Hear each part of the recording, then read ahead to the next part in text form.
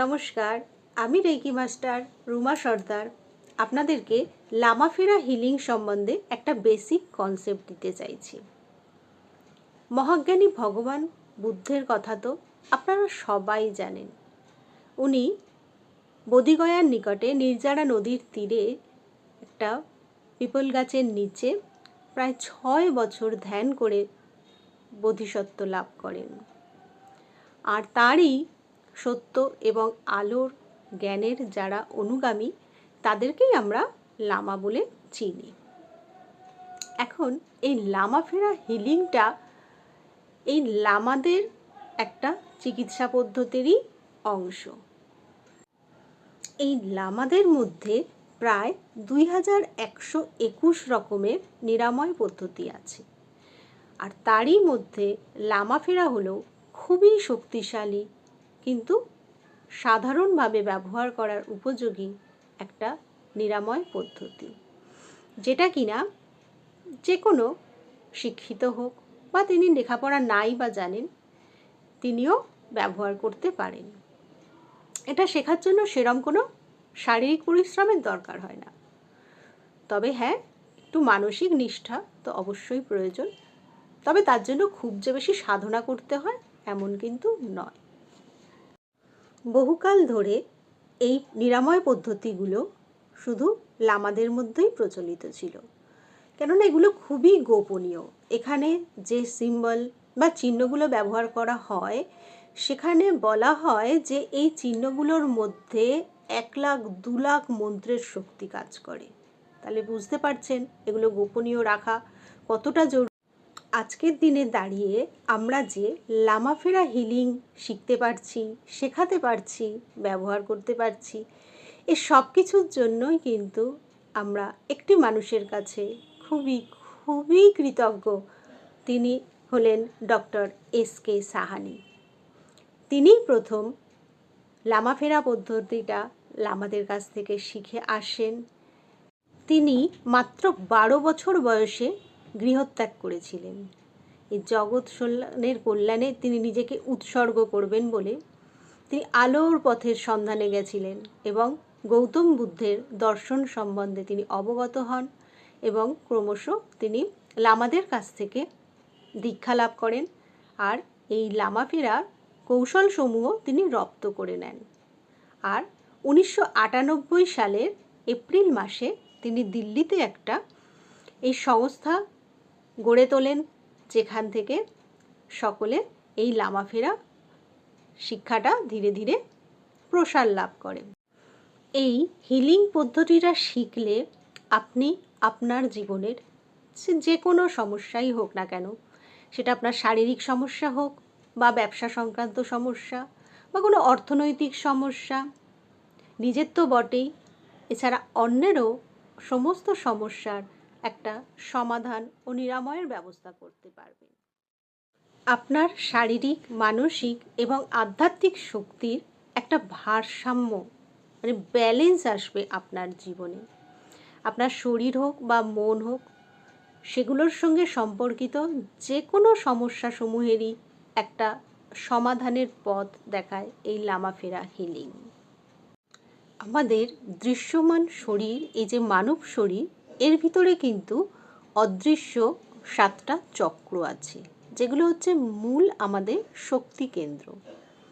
এই চক্রগুলোর নাম হচ্ছে মূলাধার চক্র, স্বাধিষ্ঠান চক্র, মণিপুর চক্র, অনাহত চক্র, বিশুদ্ধ চক্র, আজ্ঞা চক্র এবং সহস্রা চক্র। এই শক্তি কেন্দ্রগুলোর মধ্যেই যদি কোনো ব্লকেজ এসে যায় তাহলে কিন্তু সেগুলোর এফেক্ট আপনার মন মানসিকতার উপরে পড়ে। সাথে সাথে আপনি যে দৃশ্যমান যে অঙ্গগুলো আপনি দেখতে পাচ্ছেন সেগুলোর মধ্যেও ত্রুটি দেখা শুরু হয়ে যায়। এই শক্তি কেন্দ্র বা চক্রগুলো ব্লক হওয়ার সাথে সাথে আমাদের কি হয়, আমাদের এই যে দৃশ্যমান শরীর রয়েছে এর বাইরেও না একটা অদৃশ্য একটা আমাদের শরীর থাকে। সেই শরীরের চারপাশ ঘিরে একটা ম্যাগনেটিক ফিল্ডও থাকে। আপনারা দেখবেন আমাদের যখন দেবদেবীর কোনো ছবি দেখা হয় তার পেছন দিকে একটা হলুদ রঙের বা অরেঞ্জ রঙের একটা আভা থাকে। সেটা শুধু দেবদেবীদেরই কিন্তু থাকে না, সেটা আমাদের সব মানে শুধু সজীব নয়, নির্জীব বস্তুর মধ্যেও একটা এই আভা মণ্ডল থাকে। তো আমাদের এই যে আভা মণ্ডল, এটাকে বলা হয় অরা।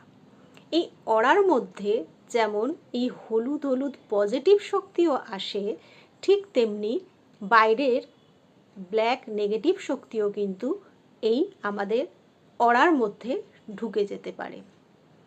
তাহলে এই চক্রের শুধু ব্লকেজ দূর করলেই আমাদের হবে না, আমাদের এই অরাটাকেও ক্লিন রাখতে হবে সুস্থ স্বাভাবিক একটা জীবন পালন করতে গেলে। এই লামাফেরা হিলিং চলাকালীন একটা বিশেষ ধরনের, এই দেখছেন আমি পরে আছি একটা মেরুন রঙের পোশাক পরা হয়ে থাকে। এটাও কিন্তু নেগেটিভ এনার্জি থেকে বাঁচার জন্যই। আর এরকম একটি স্কেচু মালা সাহায্যে হিলিং করা হয়। এই মালাটার মধ্যেও একটা বিশেষ গুণ থাকে যেটা নেগেটিভ শক্তিকে সম্পূর্ণরূপে শোষণ করতে পারে।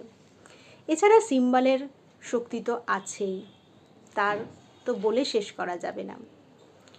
প্রত্যেকটা সিম্বল আপনার যখন অ্যাটুনমেন্ট হয়ে যাবে, আপনি নিজের জন্য অ্যাপ্লাই করতে পারবেন এবং অন্যের সমস্যা সমাধানের জন্যেও অ্যাপ্লাই করতে পারবেন। আর এই যে লামা ফেরা, লামাদের কাছ থেকে তো এসেছে এই পদ্ধতিটা, বুঝতেই পারছেন। আর এই ফেরা, ফেরা শব্দটাও আপনারা সবাই জানেন, 7 ফেরা, তাই না? আমরা তো সবাই জানি ফেরা কথাটা আজকাল। তো এই ফেরা আমরা যার হিলিং করা হয় তার চারদিকে ফেরা নিতে হয়। এর পিছনেও একটি গল্প আছে। বলা হয় স্বয়ং ভগবান বুদ্ধ, তার তো প্রথমে কোনো মহিলা অনুগামী ছিল না, কিন্তু গ্রামের এক বিধবা ভদ্রমহিলা, তার যখন একমাত্র পুত্র মারা গেছে, তিনি তো পুরো শোকাতুরা অবস্থায়, পাগল পাগল অবস্থা। তিনি কারোর কাছে শুনেছেন যে ভগবান বুদ্ধের কাছে গেলে তিনি তার ছেলেকে বাঁচিয়ে দিতে পারবেন। তো তিনি সেই জন্য গেলেন। ভগবান বুদ্ধ বললেন, ঠিক আছে, আমি তোমার ছেলেকে বাঁচিয়ে দিতে পারি, কিন্তু তুমি যাও, গিয়ে দেখো এমন কোনো বাড়ি থেকে তুমি ভিক্ষা করে আনো যেই বাড়িতে কোনো দিন কেউ মারা যায়নি।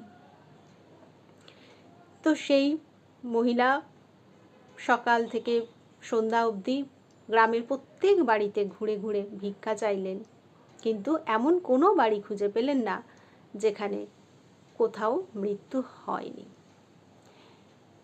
তিনি ফিরে এসে যখন ভগবান বুদ্ধকে বললেন, ভগবান বুদ্ধ বললেন, ঠিক এই কারণেই আমাদের এই মায়ার জগতে কিছুই নিত্য নয়।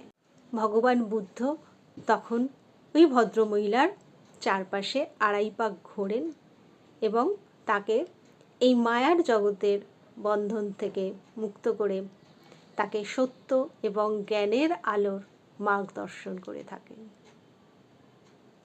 তো এই পদ্ধতিটা আপনারাও শিখুন, সচেতন হন, জীবন সম্পর্কে জ্ঞান অর্জন করুন এবং জ্ঞানের বিকাশে সহায়তাও করুন। নিজের শারীরিক, মানসিক, আধ্যাত্মিক সমস্ত দিকের জীবনী শক্তিকে আপনারা নতুন করে পরিপূর্ণভাবে উজ্জীবিত করুন। নমস্কার।